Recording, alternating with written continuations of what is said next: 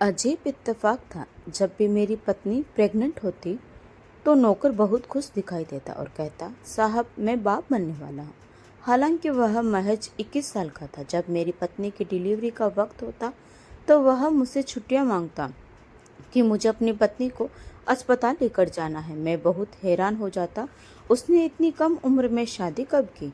एक दिन मैं अपनी पत्नी को मायके छोड़कर आया था। आधी रात को जब आंख खुली तो पानी पीने के लिए बाहर आया। तभी नौकर के कमरे की लाइट जलती दिखाई दी। मैं हैरान हो गया।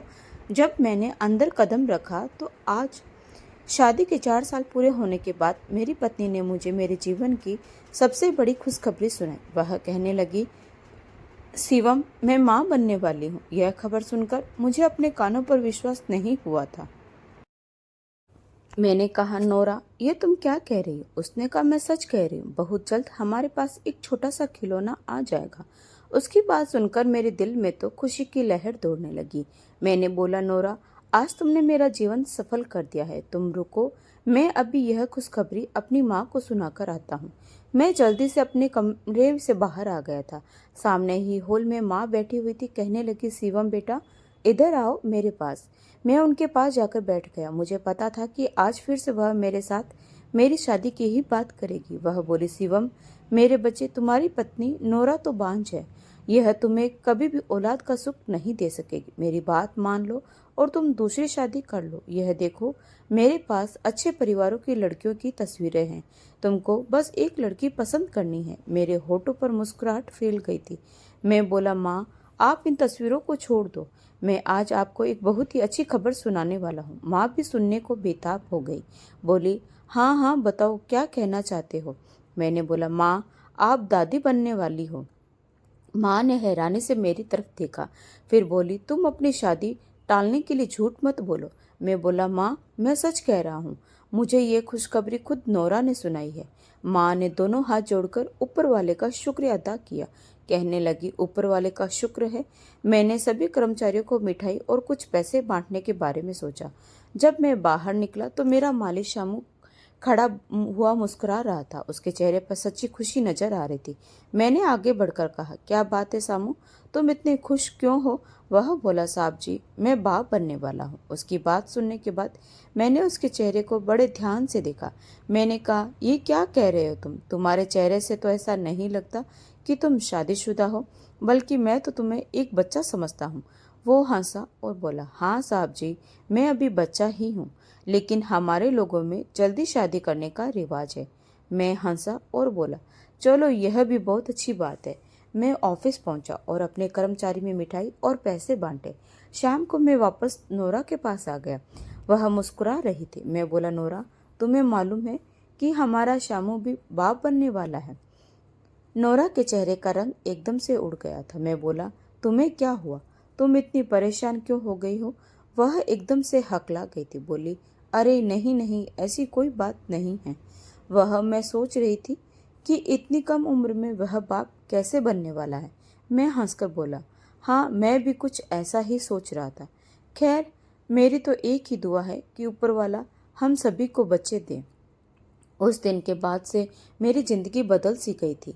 शादी के पहले 2 साल नोरा के साथ बहुत अच्छे से गुजरे थे, लेकिन तीसरा साल शुरू होते ही लोगों ने मुझसे बच्चों के बारे में सवाल पूछ पूछ कर मेरी नाक में दम कर रखा था। मेरी माँ ने भी मुझे हुक्म सुना दिया था कि तुम्हारी पत्नी बांझ है, यह पूरी जिंदगी तुमको संतान नहीं दे पाएगी। अपना समय बर्बाद करने से बेहतर है कि तुम दूसरी शादी कर लो।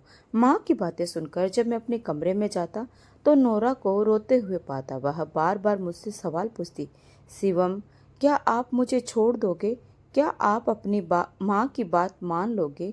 मैं कस्में खा खाकर उसे विश्वास दिलाता था, पर अब उसके मन में यह डर बैठ चुका था कि मैं उसे छोड़ दूंगा।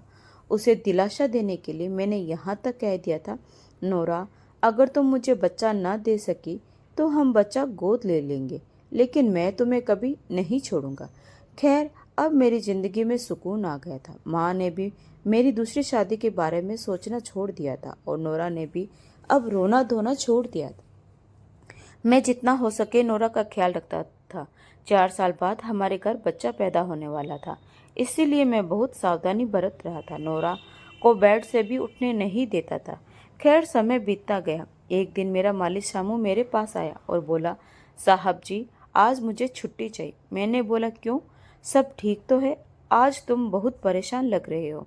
उसने कहा, साहब जी बस आज मेरी घरवाली की तबीयत ठीक नहीं है। मुझे उम्मीद है कि आज मेरी पत्नी की डिलीवरी होने वाली है। यह सुनकर मैं बहुत खुश हुआ और अपनी जेब से अच्छी खासी रकम निकालकर उसे हाथों में थमा दी। मैंने कहा, यह पैसे रख लो और अपनी पत्नी को किसी अच्छे अस्पताल में लेकर जाना। उसने पैसे तो रख लिए, लेकिन फिर कहा, साहब हम गरीब लोग अस्पताल के चक्कर नहीं लगाते। हमारे घर में एक दाई आती है और हमारे बच्चे को हमारे हाथों में थमाकर चली जाती है। उसने कहा, साहब जी हो सकता है कि आपकी पत्नी की तबीयत भी खराब हो रही हो। आप एक बार अपने कमरे में जाकर उन्हें देख लो। मैं उसकी मासूमियत पर मुस्कुरा दिया, लेकिन उसके लहजे से कुछ ऐसा जरूर था जिसने मुझे चौंका दिया था। वह मेरी पत्नी के लिए बहुत चिंतित लग रहा था। मैं जल्दी से अपने कमरे में आ गया। नोरा को दर्द से तड़पता देख मैं हैरान रह गया। उसने कहा, शिवम मेरी तबीयत बहुत खराब हो रही। मैं जल्दी से बोला, कब से दर्द हो रहा है तुम्हें? नोरा बोली, 1 घंटा हो गया। मैं आपके आने का इंतजार कर रही थी। मेरे माथे पर बल पड़ गए थे। मैंने कहा, क्या मेरी गैर मौजूदगी में कमरे में कोई? मैंने पूछा, यहाँ कोई आया था क्या? शामू आया था। मेरी पत्नी अपना दर्द भूलकर मेरी ओर देखने लगी थी। उसके चेहरे से चिंता साफ झलक रही थी। वह बोली, नहीं तो उस मालिक का मेरे कमरे में क्या काम? आप क्यों पूछ रहे हो मुझसे? मैंने अपना सिर हिलाया और बोला, कुछ नहीं, बस यूं ही। मैं नोरा के पास आकर बैठ गया और उसका हाथ पकड़कर बोला, मैं तुम्हें अस्पताल ले चलता हूँ। उसने ना में सिर हिला दिया। कहने लगा, मैंने अपने डॉक्टर को कॉल किया था और वह कह रही थी कि अगर तुम नॉर्मल डिलीवरी चाहती हो तो तब तक तबीयत ज़्यादा ना खराब हो घर से मत निकलना। मैंने ऑफिस से छुट्टी ले ली थी और सारा वक्त अपनी पत्नी के साथ ही रहा था। उसका चेहरा बहुत सख्त था, बार बार माथे पर पसीना आ रहा था। मैं बोला, क्या बात है, तबीयत ज़्यादा खराब हो गई है? वह कहने लगी, हाँ मुझसे अब और दर्द सहा नहीं जा रहा। मैंने जल्दी से गाड़ी निकाली और अपनी पत्नी को बिठाकर अस्पताल ले गया। करीब 2 घंटे के बाद नर्स सफ़ेद कपड़े में लिपटी एक छोटी सी बच्ची को मेरे पास लेकर आए। जब मैंने पहली बार अपने बच्चे को गोद में लिया था तो मेरी आंखों से आंसू गिरने लगे थे। यह वक्त कितना अजीब था। मेरी आंखों से लगातार खुशियों के आंसू झलक रहे थे। मैंने अपनी बेटी का नाम लक्ष्मी रखा था। मुझे नोरा से मिलने की इजाज़त मिली तो मैं उसके पास गया। वह बहुत उदास होकर लेटी हुई थी। मैंने कहा, नोरा आज का दिन तो खुशियाँ मनाने का है, फिर तुम क्यों इतनी उदास हो? वह बोली, शिवम मैं आपसे शर्मिंदा हूँ। उसकी बातों ने मुझे चौंका दिया। मैंने कहा, क्यों, ऐसा क्या हुआ जो तुम मुझसे शर्मिंदा हो? नोरा ने अपने आंसू पोंछे और फिर बोली, मैंने आपको 4 साल बाद संतान दी और वो भी एक बेटी। मैं वास्तव में यह चाहती थी कि हमारे घर बेटा पैदा हो जाता। नोरा तुम्हारा दिमाग तो ठीक है ना? मुझे बेटे या बेटी से कोई फर्क नहीं पड़ता। मेरे लिए इतना ही काफ़ी है कि मेरे बच्चे ने तुम्हारी कोख से जन्म लिया। मेरे लाख समझाने के बावजूद भी उसका दिल नहीं माना था। उसने कहा, आपकी माँ आपको फिर से शादी करने के लिए मजबूर करेगी। मैंने कहा, नहीं नोरा, अब बिल्कुल ऐसा नहीं होगा। तुम बिल्कुल भी चिंता मत करो। नोरा की डिलीवरी नॉर्मल हुई थी, इसीलिए शाम तक उसे अस्पताल से छुट्टी मिल गई थी। मैं घर वापस आया तो मेरी माँ भी बहुत खुश थी। उन्होंने अपनी पोती का माथा चूम लिया और उसे गोद में लेकर प्यार कर रही थी। हमने हर जगह मिठाई बांटी थी बच्चे के साथ। पहली रात बहुत मुश्किल भरी थी। रात भर बच्ची जाग रही थी। अगली सुबह मैंने खिड़की से देखा तो शामू बाग में खड़ा था। मैंने सोचा कि उसके पास जाकर मालूम करता हूँ कि उसकी पत्नी और बच्चा कैसे हैं। मैं उसके पास जाकर बोला, क्या हाल है यार, कल सब ठीक ठाक से हो गया? उसने अपना सिर हिलाया और बोला, मेरी पत्नी ने एक बेटे को जन्म दिया है। मैंने उन्हें बहुत बधाई दी। खैर लक्ष्मी के आने के बाद मेरी जिंदगी बहुत बदल गई थी। मैं उसके लिए ऑफिस से जल्दी आ जाया करता था और शाम को उसे बाहर लॉन में लेकर बैठ जाया करता था। वो फूल को देखकर बहुत खुश हुआ करती थी। जब उसे भूख लगी तो मैं उसे कमरे में लेकर आया और नोरा के पास उसे लिटा दिया।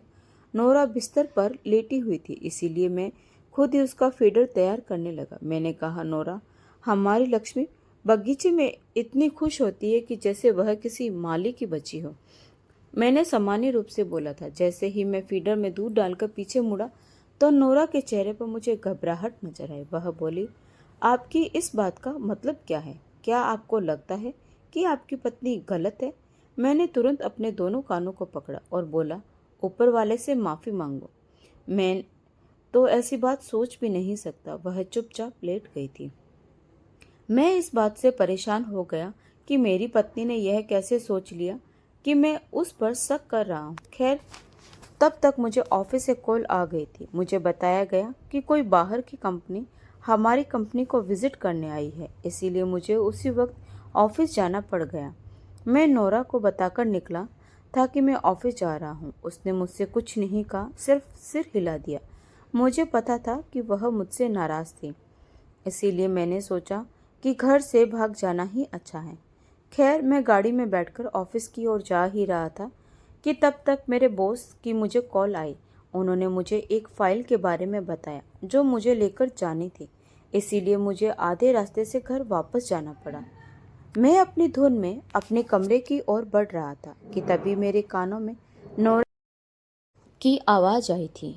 न जाने वह किससे बात कर रही थी। वह कह रही थी, तुम्हें पता है कि आज लक्ष्मी के बारे में शिवम ने क्या बात की?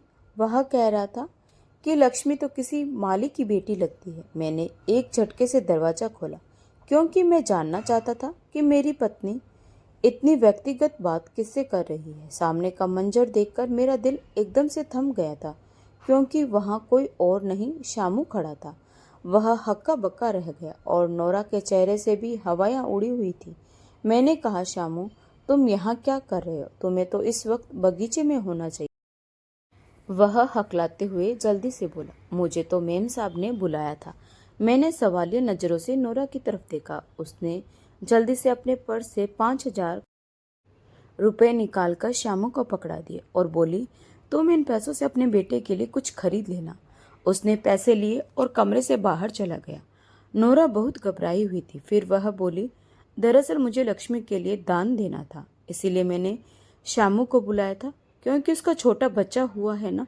मैंने सिर हिलाया और अपनी अलमारी से फाइल निकालकर बाहर निकल गया। नोरा की आवाज़ अभी तक मेरे कानों में गूंज रही थी। वह एक माली के साथ इतनी खुलकर कैसे बात कर सकती है? मैंने तो आज तक उसे कभी किसी के साथ इस तरह बात करते नहीं देखा था। मैं खुद को शांत करने की पूरी कोशिश कर रहा था। मैं अपना मन इस बात से हटाना चाहता था। तब मैंने सोचा कि मेरी पत्नी सच में हालात से लड़ने वाली स्त्री है। फिर मैंने अपना मन साफ कर लिया। वक्त ऐसे ही बीतता गया और लक्ष्मी जब 9 साल की हुई तो नोरा ने मुझे फिर से खुशखबरी सुनाई कि वह फिर से माँ बनने वाली है। मैं ऊपर वाले का जितना शुक्रिया अदा करता उतना ही कम था। कहाँ मैं इतने लंबे से बच्चे के लिए तरस रहा था और अब ऊपर वाला मुझे खुशियाँ ही खुशियाँ दे रहा था। मैं लक्ष्मी को गोद में उठाकर बाहर लेकर आया। मैंने उसे लॉन में झूले पर लिटा दिया। आकाश में उड़ते पंछियों को देखकर वह बहुत खुश हुई थी। तभी मेरी नज़र शामू पर पड़ी। वह बेहद खुश नजर आ रहा था। वह पौधों को पानी दे रहा था और साथ ही साथ गुनगुना रहा था। मैं बोला, क्या बात है शामू, तुम बहुत खुश नजर आ रहे हो। वह बोला, साहब जी, मेरी पत्नी पेट से है। मैं बोला, वाह, क्या बेहतरीन इत्तेफाक है कि मेरी भी पत्नी पेट से है। मेरी बात सुनकर वह चुप हो गया। दरअसल यह बात सुनकर उसे मुझे बधाई देनी चाहिए थी, लेकिन वह मुंह मोड़कर खड़ा हो गया। दूसरी बार फिर से ऐसा हुआ था जिस दिन मेरे घर बेटी का जन्म हुआ। उसी दिन शामू की पत्नी ने भी बच्चे को जन्म दिया था। जब मैंने शामू से पूछा, तुम्हारे यहाँ बेटा हुआ है या बेटी? उसने मुस्कुराते हुए कहा कि मेरे यहाँ एक दूसरा बेटा पैदा हुआ है। मैंने खुशी से कहा, यह तो ऊपर वाले की देन है। लेकिन नोरा इस बार भी बहुत उदास थी। मैंने उससे कहा कि औलाद ऊपर वाले की मर्जी है। तुम बेवजह बेटियों के पैदा होने पर दुखी होकर ऊपर वाले को नाराज मत करो। फिर दूसरी बेटी तो मेरे लिए बहुत ही लकी साबित हुई है। उसके पैदा होते ही मेरी तरक्की हो गई। मुझे अचानक मेरे बॉस ने यूके भेजने का फैसला किया था। आज शाम की फ्लाइट थी। जब मैंने यह बात नोरा को बताई तो वह बहुत परेशान हो गई, क्योंकि माँ भी मामा के यहाँ गई हुई थी। वह कहने लगी, मैं घर में कैसे रहूँगी, फिर दो दो बच्चों को संभालना भी बहुत मुश्किल काम है। मैं बोला, हाँ मुझे तुम्हारी परेशानी का ख्याल है, इसलिए मैंने इरादा कर लिया है कि मैं तुम्हें तुम्हारी माँ के घर छोड़कर आ जाऊँगा। वह तैयार हो गई तो मैं उसे छोड़कर वापस आ गया। मेरी फ्लाइट तो रात 12 बजे की थी, लेकिन फ्लाइट लेट हो गई। अब मेरा विमान 4 बजे उड़ने था। मैं अपने कमरे में बैठा ऑफिस की कुछ जरूरी फाइलें देख रहा था कि अचानक मेरी नज़र शामू के कमरे पर पड़ी। उसके कमरे की लाइट चल रही थी। शामू उस कमरे में अकेला रहता था। वह अपनी पत्नी को यहाँ साथ नहीं लाया था। मैं सोचने लगा कि वह इस समय यहाँ क्या कर रहा है, कहीं उसकी तबीयत तो खराब नहीं। यह सोचते हुए मैं जल्दी से उठकर खड़ा हो गया। मैं शामू के कमरे में जाकर उसका हालचाल जानना चाहता था। मैं दरवाजे तक पहुंचा। जैसे ही हैंडल पर हाथ रखा तो मेरे कानों में एक स्त्री की आवाज़ सुनाई दी थी, शामू, मैं तुम्हारी बेटियों को तुमसे मिलवाने लाई हूँ। यह आवाज़ तो बहुत जानी पहचानी सी थी। यह किसी और की नहीं बल्कि मेरी पत्नी की थी। मेरे सिर पर तो आसमान गिर पड़ा था। मैंने जल्दी से दरवाज़ा खोल दिया। सामने ही नोरा, दोनों बेटियों और शामू खड़ा था। नोरा मुझे देखकर गुमसुम हो गई। मैं बोला, यह सब क्या था? नोरा रोने लगी। वह बोले, शिवम, मैं आपको सब कुछ सच सच बता देती हूँ। मैंने उसके चेहरे पर थप्पड़ दे मारा और बोला, अपनी बकवास बंद करो। तुम जैसी गलत औरत मैंने आज तक नहीं देखी। दिल तो चाहता है कि मैं तुम्हें अभी तलाक देकर यहाँ से निकाल दूँ। तलाक की बात सुनकर नोरा मेरे पैरों में गिर गई और बोली, नहीं शिवम, मेरे साथ इतना बड़ा जुल्म मत करना। मैं बहुत मजबूर थी। शादी के 4 साल तक हमारे यहाँ संतान नहीं हुई। कसूरवार कौन था? कोई भी नहीं, क्योंकि औलाद तो ऊपर वाले के हाथ में होती है ना। वह जिसे चाहे उसकी झोली औलाद से भर दे और मुझे जिसे चाहे वह खुशी से दूर रखे। फिर लोग मुझे ही दोष क्यों दे रहे थे? मैं बहुत मजबूर हो चुकी थी। जब मैंने खुद की जांच कराई तो वह डर से साबित हुआ कि मैं मां नहीं बन सकती। मेरी सास जो मुझे मेरे बांझपन को लेकर ताने मारती थी, वह सच था। मैं सच में औलाद पैदा करने की काबिल नहीं थी। मैं यह हकीकत आपको बता नहीं सकती थी, फिर तो आप मुझे छोड़ ही देते। इसीलिए मैंने घर के मालिक को विश्वास में लेने की कोशिश की। मैंने उसे कहा कि मैं बच्चे को गोद लेना चाहती हूँ, तुम मेरी मदद करो। वह बोला, मेम साहब, छोटा मुंह बड़ी बात, लेकिन मेरी बीबी पेट से है, हमें इस बच्चे की ज़रूरत नहीं। अगर आप कहें तो वह बच्चा मैं आपको दे दूंगा, मगर फिर आपको मेरा ख्याल रखना होगा। घर का मालिक था, इसीलिए मेरे मन में यह ख्याल आया कि क्यों न मैं यह सबको बता दूं कि मैं पेट से हूँ। और फिर मैंने वैसा ही किया। मैंने शामू को उसके बच्चे की खातिर लाख रुपए दिए और लक्ष्मी हमारी हो गई। लेकिन मेरी ये ख्वाहिश थी कि हमारे घर एक बेटा पैदा हो जाए। इसीलिए मैंने माली से कहा कि मुझे एक बेटे की ज़रूरत है। वह बोला कि मेरी पत्नी आपके लिए बच्चा पैदा करने के लिए तैयार हो गई। मैं बहुत खुश हुई और जिस दिन वह पेट से हुई, मैंने आपसे कह दिया कि मैं भी पेट से हो गई। शिवम, मैंने दोबारा यह खेल सिर्फ बेटे के लिए खेला था, लेकिन इस बार भी बेटी ही पैदा हुई। समय समय पर मैं शामू की मदद करती रहती थी। इसी की वजह से मेरे सिर से तलाक का बोझ उतर गया था। मैं उसे अपने कमरे में बुलाकर उसकी बेटियों से मिलवा दिया करती थी। फिर आज आपने बताया कि आप यूके जा रहे हैं, तो मैंने शामू से कहा कि अपनी पत्नी को लेकर यहीं आ जाना, मैं बच्चों से उसी को भी मिलवा दूंगी। शामू तो अपनी बेटियों को देखने आ गया, लेकिन उसकी पत्नी नहीं आई। कहने लगी कि मैंने एक बार जो चीज़ दे दी है, अब मैं पीछे मुड़कर उसे देखना नहीं चाहती। यह मेरी हकीकत है शिवम, मुझे माफ़ कर दो। मैंने ये सब कुछ आपके लिए किया था, मैं आपको खोना नहीं चाहती थी। मैंने गुस्से से चिल्लाते हुए बोला, नोरा, मैंने तुमसे कहा था कि मैं बच्चा गोद लेने को तैयार हूँ, फिर तुमने मुझसे ये सब कुछ क्यों छुपा रखा? तुम्हें मुझे सब कुछ बता देना चाहिए था ना। नोरा ने मेरे आगे हाथ जोड़ दिए। उस वक्त मेरे सामने एक मजबूर औरत खड़ी थी, जिसे समाज के लोगों ने इस हद तक मजबूर कर दिया था कि उसे पैसों से औलाद खरीदने पर मजबूर होना पड़ा। मुझे उस वक्त उस पर बहुत दया आई थी। मैं जानता था कि वह चाहकर भी मुझ पर भरोसा नहीं कर सकती, क्योंकि समाज में ऐसे भी लोग हैं जो दूसरी शादी के लिए हमेशा तैयार रहते हैं। जरा सा इशारा मिला तो वह दूसरी की चाहत में पहली को छोड़ने के लिए भी तैयार हो जाते हैं। मैंने आगे बढ़कर नोरा के आंसू पोंछ दिए। मैंने उससे कहा, मुझे तुमसे सिर्फ एक बात की शिकायत है कि तुमने मुझसे इतनी बड़ी बात क्यों छुपाई। उसने मेरी तरफ हैरानी से देखा और बोली, क्या आपने मुझे माफ़ कर दिया? मैंने हाँ में सिर हिला दिया तो वह एकदम शांत हो गई। फिर बोली, शिवम, हम इन लड़कियों को अपने साथ में रख सकते हैं ना? मैंने बोला, पगली, ये हमारी बेटियां हैं और हमारे साथ ही रहेगी और कहाँ जाएगी। मेरी बात सुनकर नोरा की आंखों में आंसू आ गए। मैंने शामू का शुक्रिया अदा किया और उसे कहा कि वह इस राज को अपने सीने में ही दफन कर ले। वह बोला, ऐसा ही होगा। फिर मैंने अपनी बेटियों को गोद में उठा लिया। वे मेरी तरफ देखकर मुस्कुराने लगी। मैंने नोरा का हाथ पकड़ा और उसे अपने कमरे की ओर ले आया, क्योंकि वह मेरी पत्नी और मेरी इज्जत थी।